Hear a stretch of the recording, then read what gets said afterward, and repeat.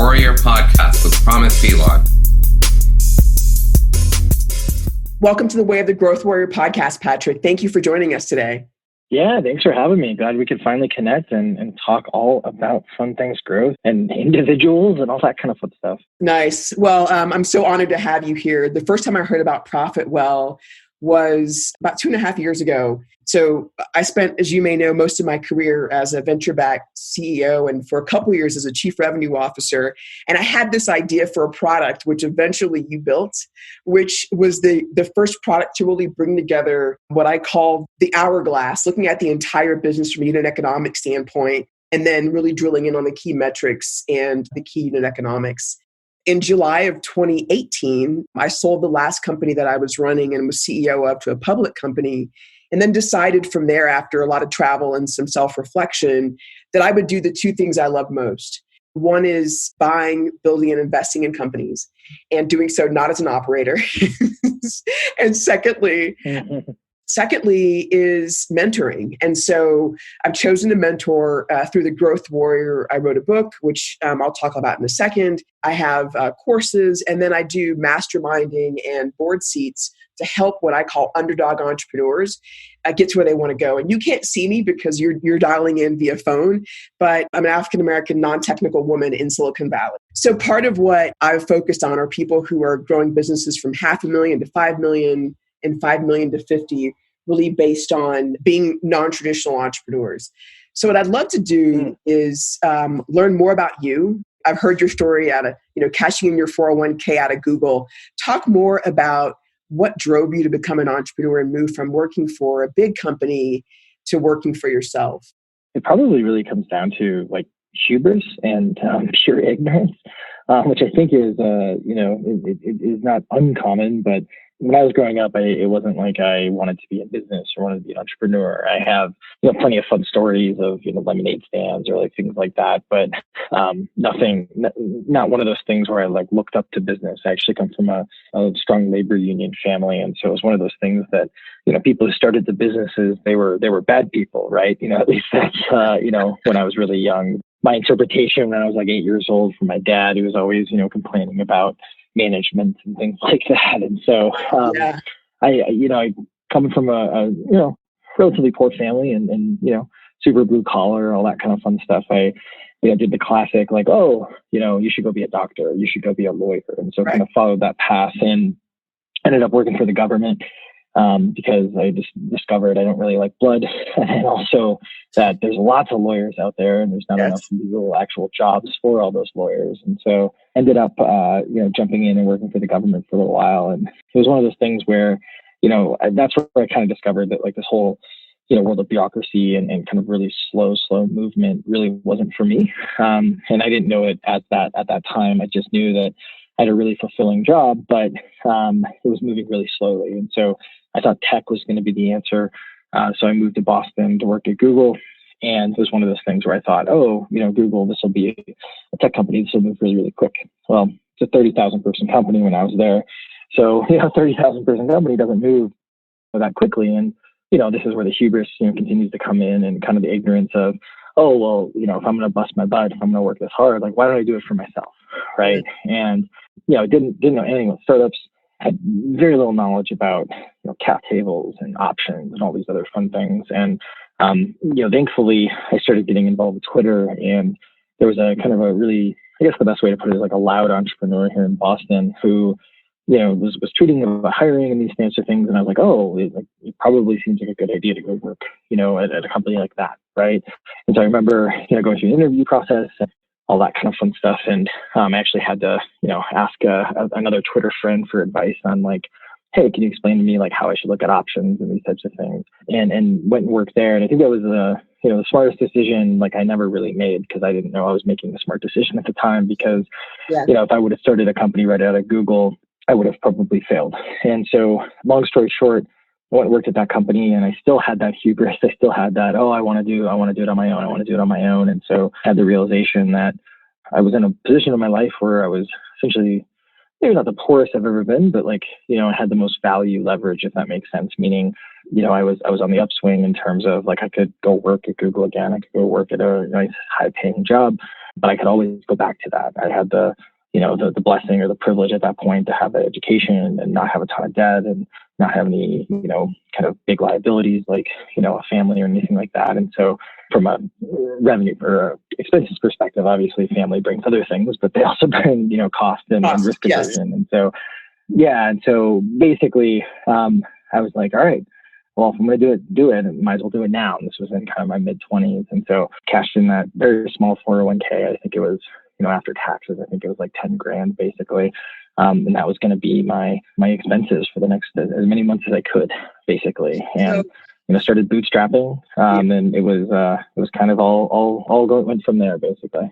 I love this. And there are like 50 questions I could ask you. It's funny. I think about that $401k, which after fees and taxes was 10 grand. So let me ask you a question. Yeah. One of the things that, so last year, my team did some research, and I love your story.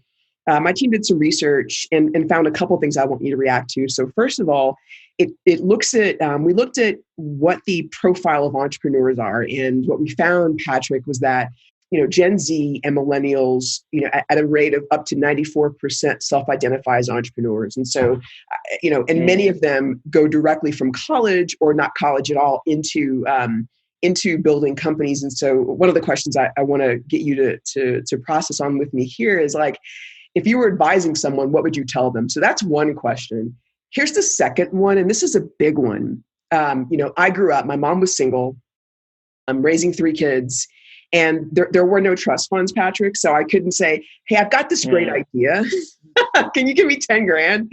I had a ton of college loans when I started out of grad school, and I had effectively like very little money. And I had just what I could create. So I guess 2 questions for you is, one is, if you look back on that experience, did you feel like an underdog, starting that, and what were some of the emotions around it? And then secondly, if you were advising someone who wanted to be an entrepreneur, what would you tell them to do before they get started? On the underdog side, like I think I definitely did, because I think the thing is it's all very relative, right? Because, when you think about, maybe I start with some of the advice, like I don't think everyone should go and be an entrepreneur right away.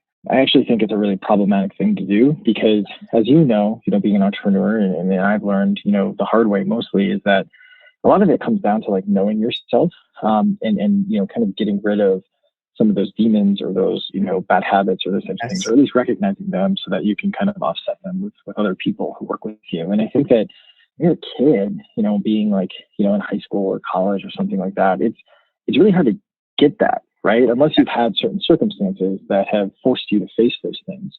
My best piece of advice is go get a job, right? And get a job at the right place, right? And not all of us have that type of opportunity. And it's a rather flippant thing that I can say, but I think the big thing you got to think about is, hey, where can I learn the most? And if you want to start a company, this is why I was so blessed to go work at that smaller startup before I started my own company, was because, one, I had the context of like, oh, like this is what it looks like when you don't have the resources of Google or the US government, right? And you can't necessarily have all the smartest people in the world selling ads. You have to have, you have to kind of pick things out, and you have to deal with building a culture from nothing, right? And I don't know if I really realized those lessons at the time, but I think that the best piece of advice is like, go learn on someone else's dime, right? And go get, the worst mistake I ever made from a business perspective is I was offered this chief of staff role. And I was basically, hey, you're going to be in the board meetings, taking notes, you're going to be doing all these things, but you're also going to be managing the CEO's calendar. And I was like too arrogant, I had too big of an ego, where I was like, oh, I don't know, that doesn't seem right, right? And I'm like this 24, 25-year-old kid who like, that like couldn't even see like the forest for the trees here of like, yeah, you got to deal with like a calendar, but that's easy, you do that already. Like, you got to do all this other stuff. You get to do all this other stuff, right? And so I think like if you can find like a chief of staff role, if you can find like, hey, you want to be a product person, you want to be an engineering person, you want to be a big marketing type CEO, you want to just be a CEO in general, like get as close to the action as you can in a way that's like safer, right? Where you can kind of get your loans underneath you if you have student debt. You can kind of get like, and find someone who's going to invest in you and like clearing your emotional baggage, because I think that's the other big thing is like, there's plenty of people, like everyone's got some emotional baggage, and there's plenty of people who have like none, and not a It's not that they don't have it, but it doesn't really affect them. But I think like finding someone who like really is invested in trying to make you a leader. And it's hard to do that when you're trying to build a company because, there's just so many things going on. So that's my biggest advice. And I think, on the flip side, the other question you asked, which is, now I'm kind of forgetting it. That's huge advice. Let me pause for a second. You, sure, again, are unpacking so many interesting concepts because you talk about, like, I remember this, Patrick. I remember getting out of grad school and I'd been an intern at a company called BEA Systems, which built the best, app dev platform. And I had this incredible, she wasn't even a mentor, Patrick. I call her a champion because she gave me a job that I wasn't deserving of. So, right. And then I go work at this company and two things happen that I want you to opine on. So one is she helps me like kind of work out my own kinks, right? Like, hey, you shouldn't say that in a meeting. You shouldn't schedule a meeting and invite the CEO. It's kind of, we're doing $1 billion in revenue. Like, why are you? What she also did was she gave me access to the boardroom. And I remember really explicitly her saying, you can come to this board meeting, but sit in the back and don't say anything.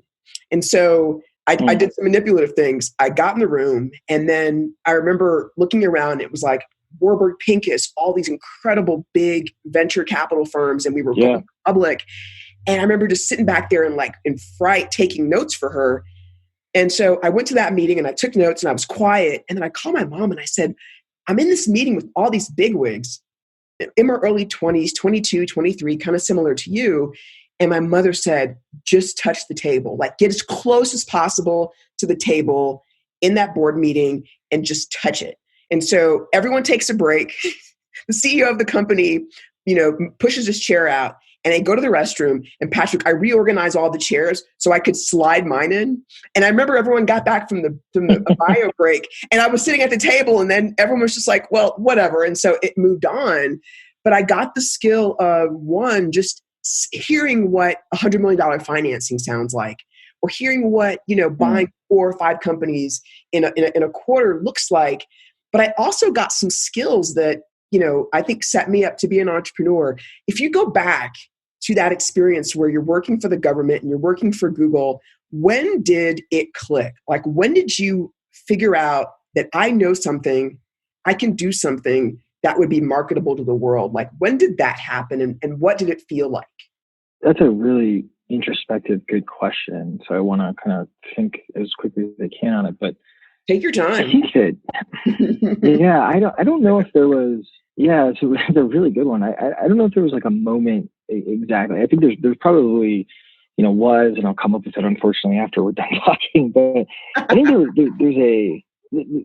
kind of like a slow burn for me because I'm a, I am, but I was a lot worse in terms of like my own insecurity of just, because I went work for the government and like, I'm working as basically the entry level intel analyst in the intelligence community, and I'm working with like geniuses, like actual geniuses, in terms of math, engineering, and these types of things. And, it's one of those things where you're just like, holy cow, I'm just like thankful to be in the room. Right. And, it took me a while to learn that I was smart as well. Cause it's kind of rude to like, even think that. Right. And I know there's some people that have no problem doing that, but like for me, it was, I know I'm smart. I was always in, all the fun classes, I did really, really well in school from an academic perspective, but it was one of those things where it was like, realizing the applicability of that intelligence is something they have to kind of come to terms with. And when I was at Google, I was working with, everyone was from Ivy League, Harvard, et cetera. And I was this, kid from liberal arts school in the middle of the country. Right. And so it took me a long time to kind of get to, I guess, that confidence in myself. And I think that what really helped me was, having a little bit of stubbornness in terms of like, hey, like work is something that I love, right? Like work is part of my identity. It's a huge part of my identity. It's one of the top things in my identity. And I think that helped me a lot because when I had this insecurity, it was just like, well, it's fine. Go work harder, right? Hey, go work and figure stuff out. And it allowed me to get these cool opportunities where I would work on things. And I think, I guess one of the first moments, now I kind of rambled through that a little bit, that actually was a crystallized moment was, I built this.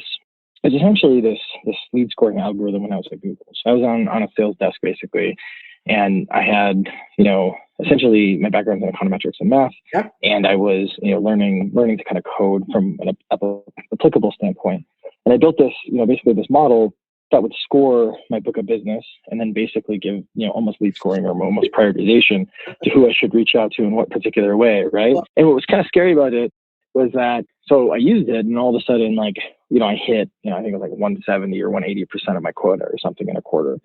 And it was like, I was given the crappy pod, to put it bluntly. And so it was one of those things where I started rolling that out across different pods, right? I rolled it out for, there's a lot of different, teams on the team that I was on or the organization I was in. So I started rolling it out and these folks started doing better and better. And it was one of those kind of cool things where, the PhDs at Google, they're the ones who normally do this type of stuff. They do it very, very like top down. And I was doing like a kind of a bottom up approach. And so, I was presumably, and I didn't stay long enough to really do a full test, but I was presumably doing better. And so, made Google a ton of money and all that kind of fun stuff. But I was sitting there and I was like, oh, I want to work on this full time. And they were like, yeah, no, you have to be here like 2 years before you can switch jobs. And I was like, okay, well, can I do this at night? And then can I get some engineering resources? And they're like, no, like there's all these other projects and blah, blah, blah. Cause like, I'm basically an entry level kid. Right. And so I think that was the moment where I was like, again, like if I'm going to bust my butt, I might as well do this on my own. Right. Like, and I might as well try. Right. And there's some truth in that statement. There's a lot of hubris in that statement. Right. Because there's a lot of things I just didn't know at the time, but it was that, hey, it works my identity. If someone's trying to take my identity away from me, like I'm going to do something to take it back. If that makes sense. I think there's some stuff here, and what's cool about it is, and I want to talk. And I didn't start us off by talking about ProfitWell because I feel like that tends to be how everyone starts these podcasts, and so I wanted to talk about you first. Yeah.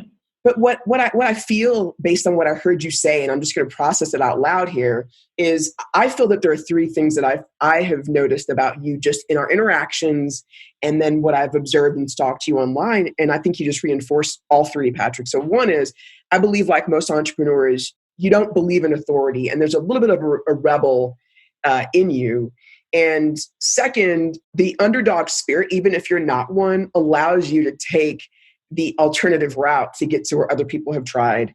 But the thing that I find fascinating about you and about your company and about how Price Intelligently became ProfitWell and how these two things feed each other, tell me if this kind of resonates, is I feel like you're one of those people who solves a problem and your immediate instinct is not to hoard it, but you want to give it as contribution to other people.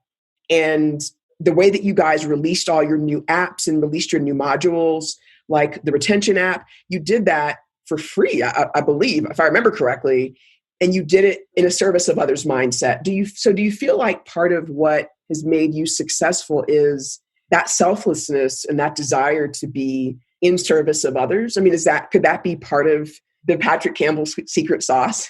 Yeah, that's a funny way to put it. Yeah, I think so. I think it's one of those things where, it's tough because, this sounds like humble braggy, but it's more of an instinct and just kind of like a natural thing rather than, maybe like a very conscious effort. So what I mean by that is, I'm a big believer in this whole concept of servant leadership where I learned really early on, I looked at, there's a company that was kind of failing that I was observing as I was working at this company called Jambara. And so it was another company that was kind of, pseudo hot at the time in Boston, and they were doing really, really poorly. And I just kind of looked at like, the management style, and I'd already kind of internalized this because I'd studied kind of servant leadership back in the day. And I was part of several teams in college as well as in high school. And so it was one of those things where, I learned that the most effective leaders are the ones who, it's not a top-down approach. And there are moments of, let's say, micromanagement, although that doesn't sound positive. There are moments where you have to jump in and just like do or just help, right? But then there's a lot of moments of like making sure you're setting those people up because, at the end of the day, there's no one person who's going to make something successful, right? And so I think that is part of the MO. It's part of, how I work. From an outside perspective, I think it's one of those things where, I'm a big believer in like getting value when I give value, right? And I don't know if you've ever had this argument when you were like, we're all punk teenagers at one point, right? And so when I was a punk teenager, it was very, I'm not going to give respect until I get respect, right? If you've heard that, or if you've had kids, you probably encountered that. And I think it's one of those things where it's like, you start to learn and you're just like, well, why is that even a battle? Like, just give the value and then you'll get the value back at some point, right? And I'm not like necessarily like a big like karma person or anything like that, but it's just like, hey, like if I'm known to be helpful when I need help, like it's just naturally going to come to me, right? And so that was a big thing of like, and thankfully we started, writing content and started doing really, really well. And so we kind of, we started, really providing value. And then when we needed to ask a favor, we'd get help, or just naturally people would be like, hey, I think you're doing some really cool stuff. You should talk to so-and-so. Or like, hey, so-and-so said they need help with this. I want to intro them so maybe they can be a customer, right? But I think it was kind of like one of those things where, that cycle of, you can give the respect, you give that value, and then you'll get it back. And kind of put yourself out there a little bit. It helps you kind of serve the market just like you're serving your team.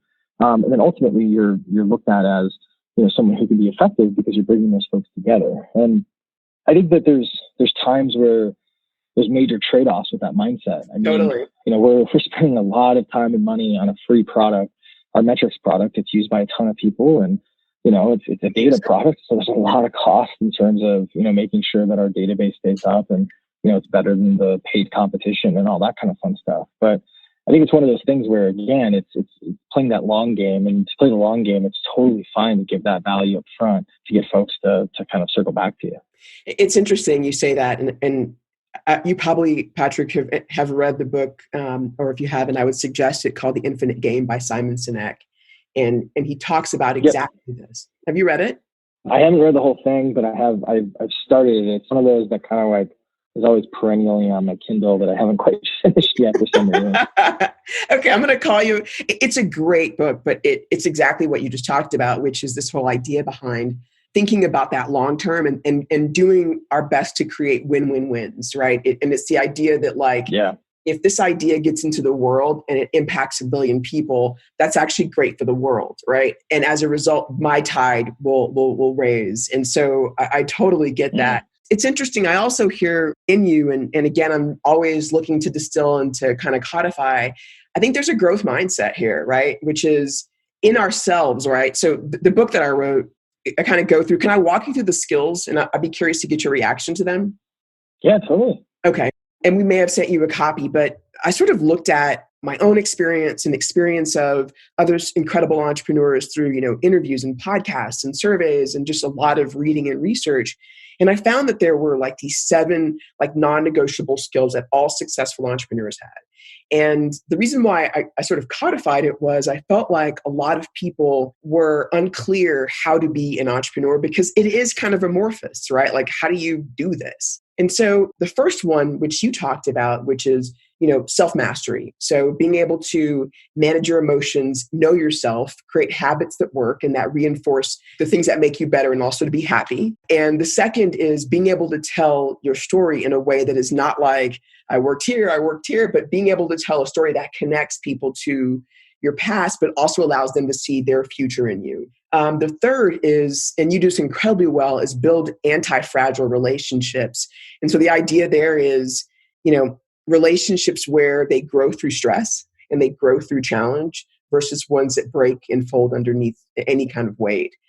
Fourth is that it's important to start with your leadership philosophy because the only way that you can build great teams is to first know how you lead. Fifth, and this is the one I've been so excited to talk to you about, is know your customer, love thy customer. Know your market, love thy customer. And looking at the customer and unit economics in a different way. And I want to get your thoughts on that in a second here. 6 is built to exit. And so the idea is that you run your company, not that you're going to sell, but with the eventuality that that might happen. Now, I've heard you talk about, the future of being bought. I remember reading something where you said you were going to migrate more of your services revenue to SaaS because the possibility of being acquired at some point. And then the last one, and this is the one that I think we're going to have a heated conversation about, is I believe that the act of raising money, Patrick, I believe makes a company better, even if you don't raise money. But just the act of seeking to get outside investors makes that company better. So without going backwards, tell me what you think about that, because you've built this, $20 million company bootstrapped in a land of of goodies and and venture capital.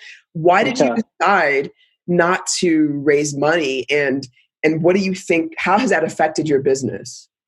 Yeah, I think, I don't necessarily have a very volatile, because there's a lot of people who are very anti-VC and things like that, right? And I think for me, those conversations of like, screw VCs versus you have to raise money, they always kind of revolve to, hey, it's a tool, and for some businesses it's absolutely necessary, and some businesses it might not be, but still useful, and for other businesses, it's a very conscious choice, right? And I think for us, I know that for our situation, and very individual, so going from very high level to low level, like if we had raised a lot of money early on, we probably would have failed.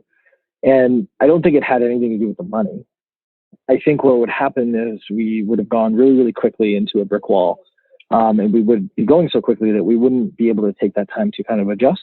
And I think that's just the nature of, like, free flowing cash, the nature of essentially like the density that's happened within that market. And then ultimately, us just not being ready. Right. And I think this is a kind of an interesting concept when I think about, your multiple different points here. It's one of those things where the successful nature of being an entrepreneur is like really like the clarifying point there. It's one of those things where as you move forward in that journey, you kind of have a choice to consciously become, successful or not by doing the things that you said, right? And I think that a lot of times, like, it's okay not to have all of those boxes checked and to kind of grow into that success. Yes, and I think what you say, like the act of raising money, like I almost completely agree with you, right? Like I'd have to know a little bit of the details, but I think the reason that the act of raising money is helpful is because you get a really, really good feedback cycle, right? Because all of a sudden you're like trying to raise cash, and then all of a sudden it's like,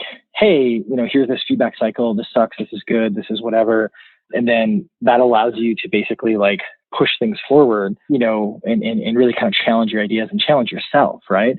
Yeah. And if you don't raise the cash, I think it's fine too, but it's just one of those things where I think that the biggest thing to kind of keep in mind is like to push yourself to kind of always be evolving. And I think, raising cash or going through the act of raising cash is what kind of can help there. You've been quoted. I love that. And you've been quoted. You said somewhere, venture capital companies have a lot of churn. It was like a very, very simple quote. I guess I'd be interested. You said that, you think you guys would have failed if you had venture capital. Is that because you would have been so forced to just acquire any customer?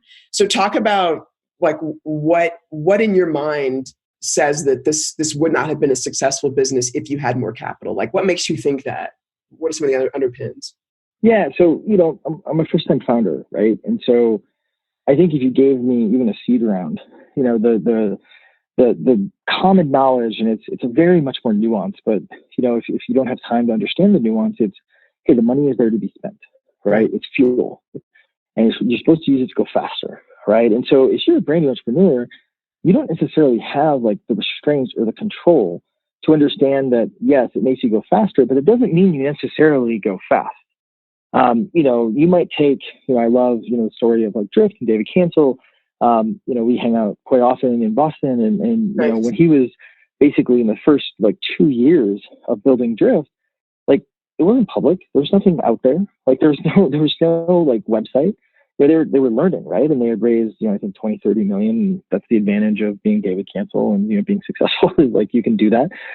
But it's one of those things where he had the constraint and his team had the constraint to kind of figure out what made the most sense. Right. And so it's one of those things where I think for me, I would have been like, oh, we have to spend this money. We have to go quicker. And so I don't think that I couldn't tell you like what we would do, but we probably would have like, been like, oh, this is the direction of the product. This is the direction of the company. And then basically like just gone really, really quick and not like slowly enough. And we were moving quickly even then, but still like we needed to go slow enough to realize, oh, this part of the product sucks. This part of the experience sucks.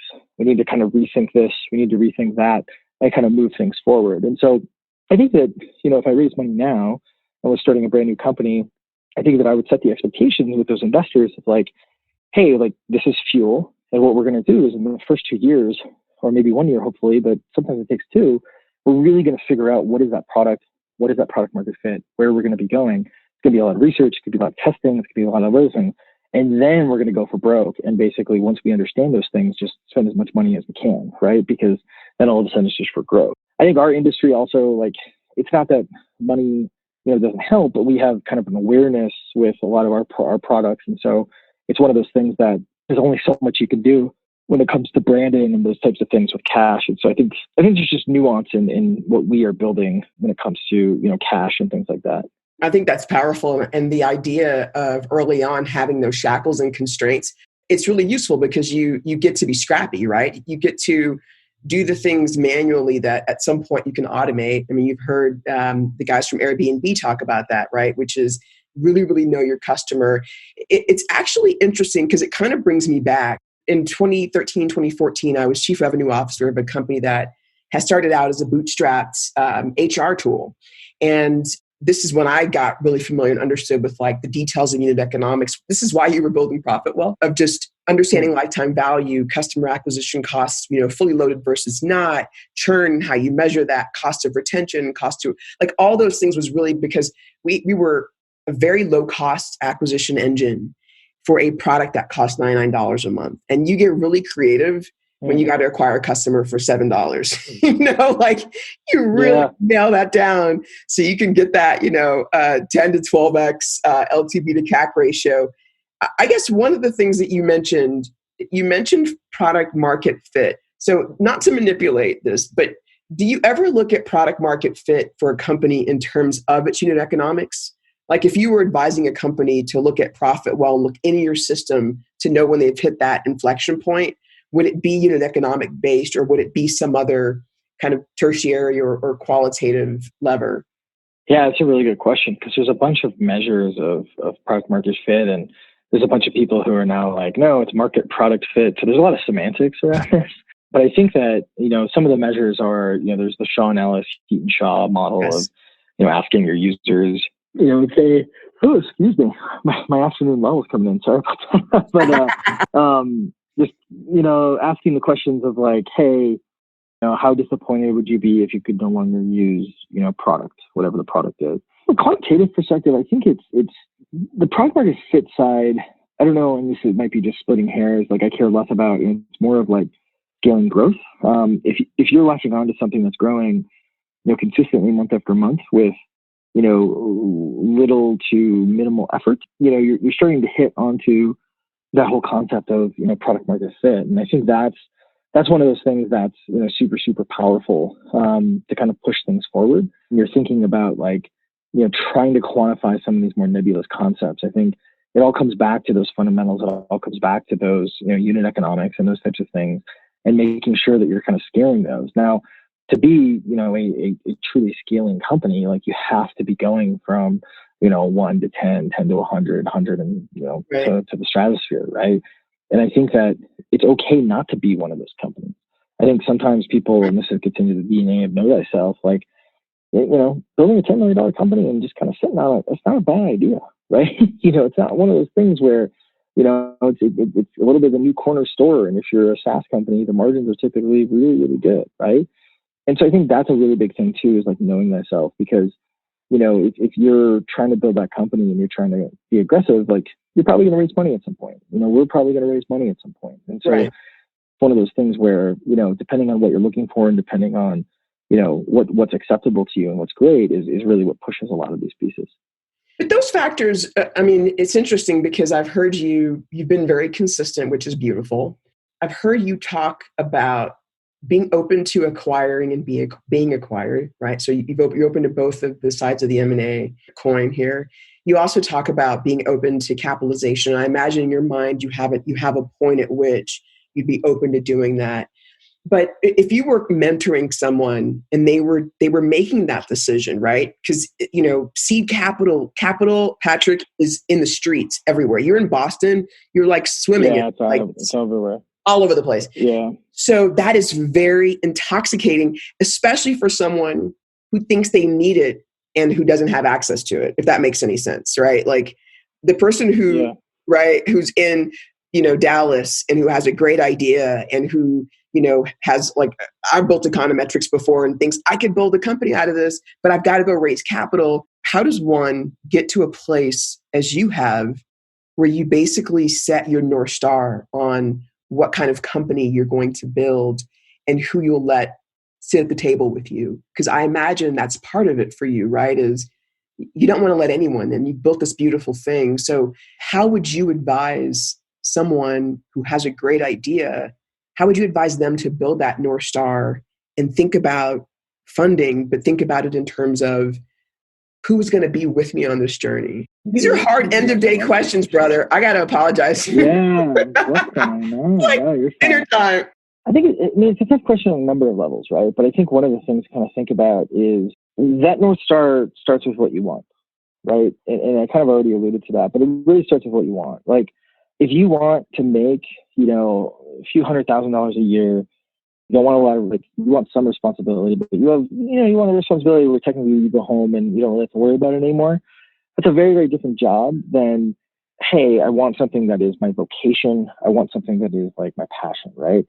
Versus, hey, I want to build something that's my passion that's, built to flip, or built to, sustain the test of time, or be, one of the greatest X companies of, our time, right?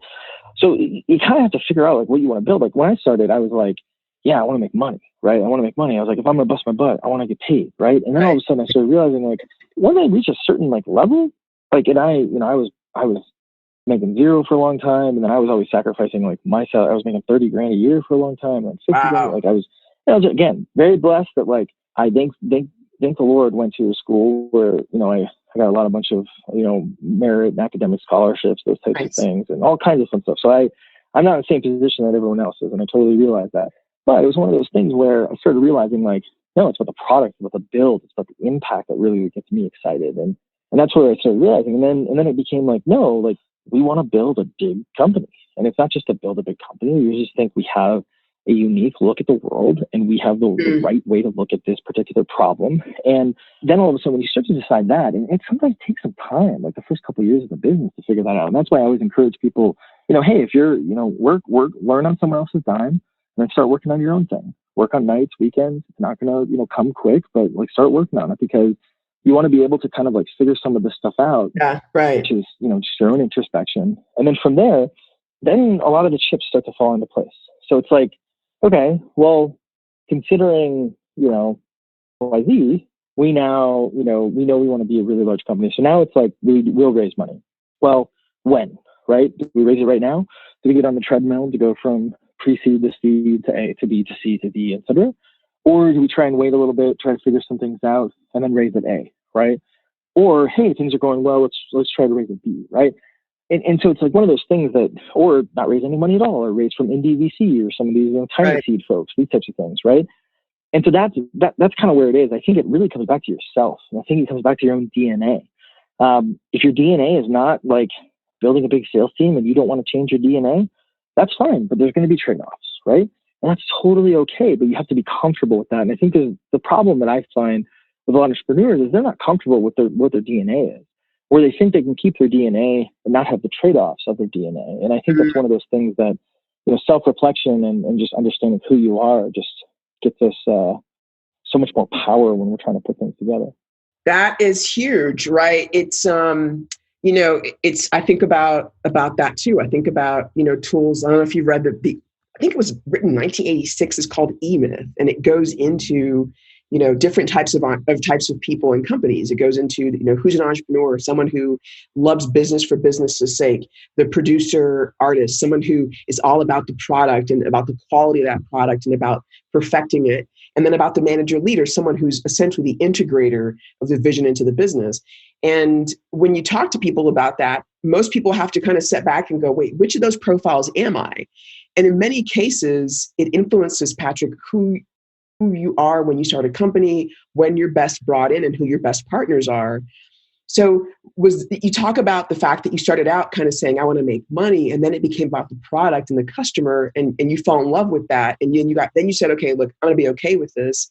Was there a point at which you said, look, I heard you on a podcast and you said, look, I'm going to paraphrase, we're going to grow slower than we would if we had, $100 million in capital.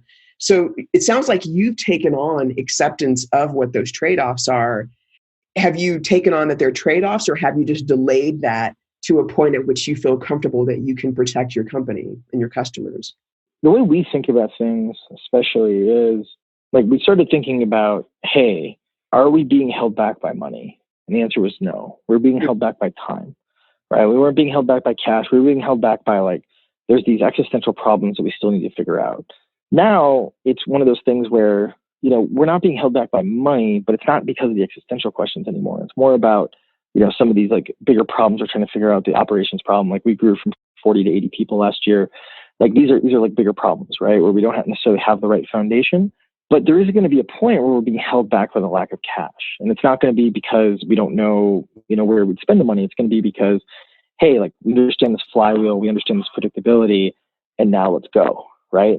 And so I think that's kind of how we think about it is like, we want to do whatever is fiduciarily responsible for the growth that we expect and the growth that we want, which is we are trying to, like the next big milestone is going to take a little bit to get there is, $100 million in revenue. And so that's the big thing, that we kind of think about, which is, we're okay making, those trade-offs and understanding them. And I think we still realize that, we have some of those trade-offs right now that we're okay growing a bit slower, but I think it's more so from we're trying to figure out some of these other problems versus like, hey, we know exactly where we'd throw this cash. Got it. Yeah, you and I can talk about this because it feels like I acquire companies, and one of the things I notice is that there is an exhaustion point that a lot of the founders get to where they've been running a bootstrap business and they either don't know how to raise capital or their business isn't appropriate for capital. And I think what's interesting about what you're saying and people who are listening is it's good to kind of identify when that point is before you get there. There's a lot of companies out there, Patrick, that are, doing 4 or 5, 6 million in revenue, are bootstrapped, and will probably, without resources and professional management, never grow beyond that. And they keep trying. And so through that trying, there's a lot of, experimentation, pivots, and burnout. And so I think what you've said is spot on, is have your North Star, know yourself, accept the trade-offs. And the only addition I think about here is setting that point at which you say, this is the point at which I know emotionally and economically that we need to bring in those resources and bring in those partnerships that will actually help us get to where we want to go. Because, not knowing that in advance, I think could be kind of dangerous for a lot of the people who are listening. I have a couple more questions, and thank you for talking to me so late in your day. So just kind of some basics. So tell me about ProfitWell. So when were you founded? How many employees? What's the revenue? And who's your hero customer? So we're at 2012. We were founded. We're about 80 folks. I think our ideal customer, we sell to subscription businesses. So subscription, SaaS is an obvious one, subscription e-commerce, subscription media. There's a whole host of other folks who are out there.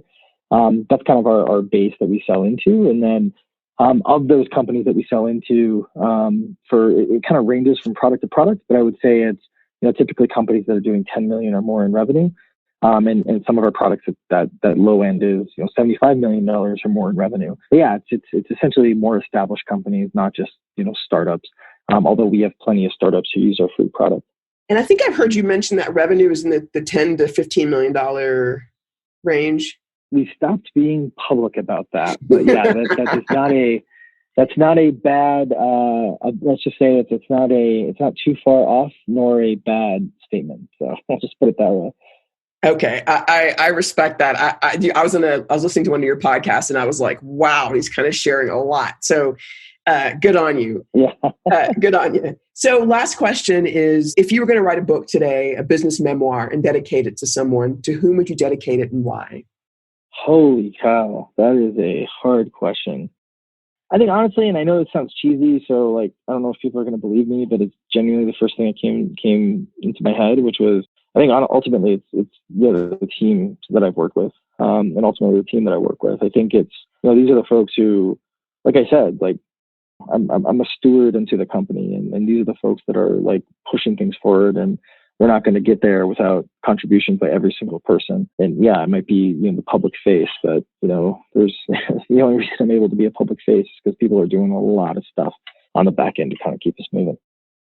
Patrick, I got to tell you, you guys have built something that really simplifies so many challenges in running a business. And you've also, in my mind, uncovered, and maybe you know this, maybe you don't, I'm sure you do, what you point out is something that a lot of really smart people have been saying for years, which is if the cost of acquisition is going up and the churn is going up and the cost of retention is going up while you're acquiring customers, something about this business is fundamentally wrong. And, I've read everything that you've produced from Priced Intelligently, and underneath all of it, you're talking about leadership, North Star, who's your ideal customer, run a healthy company. I mean, everything that you've done is underneath and is the fabric of what is in the market from your business. And I couldn't agree more, which is what I feel you saying to the market is build healthy companies. And these are the ways in which you get signals that the company is or isn't. And so I honor you in doing that for people and for starting so humbly in this business. And so thank you for being here. And thank you for what you guys do every day in and out. And I just appreciate you and appreciate the company and appreciate the products. Yeah, thank you so much. I appreciate that. That was very kind of you. I think you're so engrossed in all the problems in the day to day. So it's just nice to hear that. So thank you. Do you celebrate? That's funny. I'm a little bit of a curmudgeon, so not nearly enough. But yeah, I'm trying to get better at that and realizing the small and medium wins. I'm more of a big win, little loss guy, which is not necessarily a great combination. You're doing great, brother. And if you ever want to celebrate, please come to San Francisco or to Tahoe, and I will either we could go jump in the lake, or I think you're married now, so she should come with you, right? Celebrate some big ones.